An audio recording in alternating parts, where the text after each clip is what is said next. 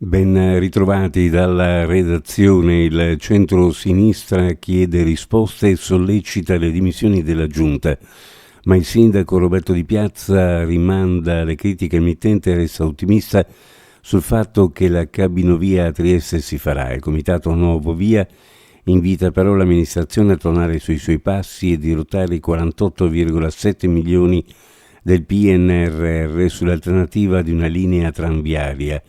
Intanto oltre 4.500 cittadini firmano la petizione lanciata dall'opposizione per dire no all'Ovovia con i nostri soldi.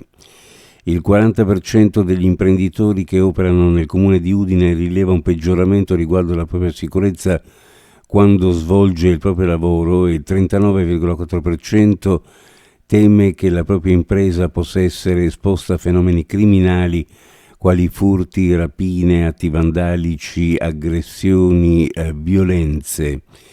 I dati sono in genere riguardanti gli operatori dei pubblici esercizi più preoccupati, i dati che emergono dall'indagine microcriminalità nel comune di Udine, l'impatto sociale ed economico sulle imprese realizzata da Confcommercio Udine in collaborazione con Format Research ed è stata presentata ieri. Il trasporto pubblico triestino svolta verso l'elettrico. Saranno intanto 13 nuovi autobus alimentati a batteria che entreranno a far parte della flotta di Trieste Trasporti per servire le linee 8, 17 e 18. Ma il cambio di paradigma, come è stato definito dal presidente del consorzio TPL FVG Maurizio Mazzi Wildauer, coinvolgerà l'intero sistema della mobilità urbana, portando nel capoluogo giuliano 137 autobus elettrici e 10 ad idrogeno da qui al 2030. Sarà così convertita oltre metà del parco mezzi in linea con le direttive europee. Presentata la tappa di Trieste della Corsa del Ricordo 2024 che si terrà domenica 29 settembre.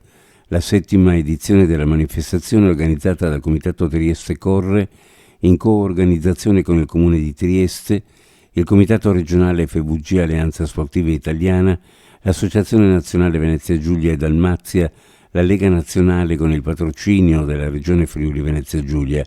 Sul Carso Triestino, con centro nevralgico nell'area della foiba di Basovizza, si svolgeranno la gara dei 10 km dove i partecipanti correranno tra storia e memoria e la corsa del ricordo Family di 5 km, aperta a tutti.